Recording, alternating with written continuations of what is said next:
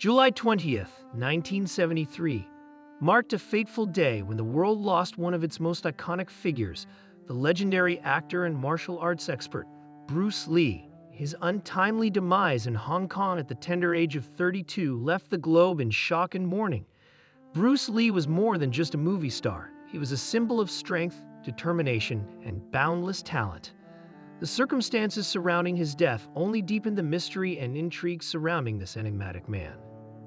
In the days following Bruce Lee's passing, Hong Kong was abuzz with rumors and speculations about the true cause of his death. It seemed inconceivable that someone as strong and vibrant as Bruce Lee could be taken from us so suddenly. As the whispers grew louder, questions began to emerge. Was there something his family was hiding? Did a woman play a role in his demise? Were drugs involved? In this video, we will travel back in time to the summer of 1973 and uncover the real story behind Bruce Lee's tragic death. 1973 was a pivotal year in Bruce Lee's life and career. He and his family spent the first half of the year in Hong Kong, where Bruce was tirelessly juggling two major projects. On one hand, he was putting the finishing touches on Enter the Dragon, a film that would later make him the first Chinese actor to become a Hollywood star. On the other hand, he was working on Game of Death, another exciting project that would showcase his martial arts prowess. The driving force behind these projects was none other than Raymond Chow, the founder of Golden Harvest, a renowned film production company based in Hong Kong. Raymond and Bruce were not just business associates, they were the best of friends, sharing a deep bond. Bruce Lee was known for his rigorous daily routines, and July 20th was no exception.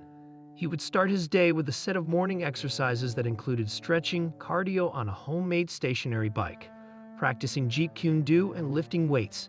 His mornings were intense but never overly exhausting, reflecting his dedication to maintaining peak physical and mental condition.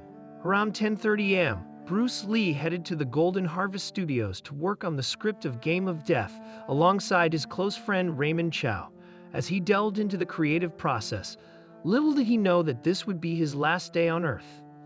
Sometime around this point, Bruce Lee consumed a small amount of hash. He believed that cannabis had the potential to expand his consciousness, and in the 1970s and 80s, chewing cannabis was a trend, especially among Hong Kong's well-to-do. By 1 p.m., Bruce was ready to depart. He hopped into his signature red Mercedes-Benz and drove to 67 Beacon Hill Road.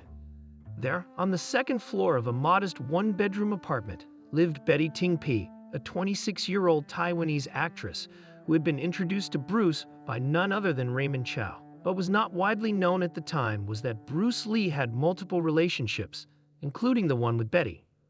According to a book later written by Betty after Bruce Lee's death, the day he visited her apartment, they shared an intimate encounter and consumed more hash. The relationship was discreet, known to only a few close associates. Later that evening, Bruce and Betty were scheduled to have dinner with Raymond Chow and George Lazenby, a Hollywood actor Bruce wanted to invite as a guest star for his upcoming film, Game of Death. Around 6 p.m., Bruce began complaining of a headache as they were preparing to leave for the dinner. By 7:30 p.m., it was time to head to the restaurant. However, Bruce's headache had intensified, and he decided to stay behind to rest. Raymond Chow proceeded to the dinner with George Lazenby, expecting Bruce and Betty to join them once Bruce felt better. Between 8:15 and 9:30 p.m., Raymond telephoned Betty's apartment from the restaurant, inquiring about their plans to join the dinner. During the first call, Betty informed Raymond that Bruce was asleep. During the second call, she mentioned that Bruce was still asleep, but that she was about to wake him. Growing increasingly concerned, Betty slowly opened the bedroom door and whispered Bruce's name. He did not respond. She tried again, a little louder, but there was still no response. Panic began to set in as she shook him and called his name louder, but Bruce remained unresponsive. In a state of panic, Betty called Raymond to report the situation. Raymond advised her to remain calm and promptly made his way across town to Betty's apartment. Upon arrival, he discovered Bruce Lee nearly naked and lifeless, lying on Betty's mattress. He was not breathing. it was evident that Bruce Lee had already passed away. At this point, one can only imagine the turmoil in Raymond Cho's mind. The most famous man in Hong Kong was deceased in his mistress's apartment, and they were the only witnesses to this tragic event. The scandal that could erupt from this could tarnish their reputations and even lead to legal consequences. If Raymond's initial intent had been to save Bruce's life, his immediate objective had now shifted. Bruce Lee had to be removed from the scene. Raymond instructed Betty to contact her personal physician, Dr. Chu. When Dr. Chu arrived, he attempted to revive Bruce for approximately 10 minutes without success. At this point, it is likely that Raymond conveyed the gravity of the situation to Dr. Chu, urging him to transport Bruce's body to Baptist Hospital where he worked, which was a mere half-mile away, to limit the number of witnesses. However, Dr. Chu chose to call an ambulance to attend to a collapsed individual, insisting that the patient be transported to Queen Elizabeth Hospital, which was 25 minutes away. It appeared that Dr. Chu was unwilling to bring this sensational scandal to his place of employment. Around 10:30 p.m., the ambulance and 2 paramedics arrived at the scene. Bruce Lee was found without a pulse and not breathing. CPR was administered, and artificial oxygen was provided, but there was no change in Bruce's condition. The paramedics then carried Bruce to the ambulance, with Raymond Chow and Dr. Chu joining them. A little after 11:30 p.m., telephones across Hong Kong began ringing with the heart-wrenching news. Bruce Lee had passed away at the age of 32. The exact cause of death remained unknown. Subsequent autopsy results revealed that Bruce Lee had succumbed to cerebral edema, a swelling of the brain, presumably triggered by an allergic reaction to the equagesic pill administered by Betty.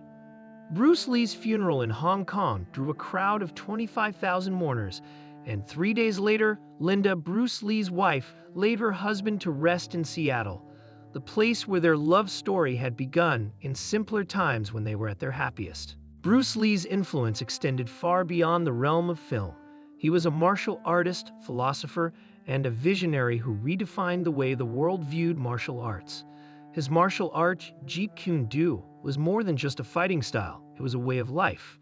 Lee believed in the importance of self-expression and adaptation, encouraging his students to discard what was ineffective and adopt what was useful, making Jeet Kune Do an ever-evolving, personalized approach to martial arts.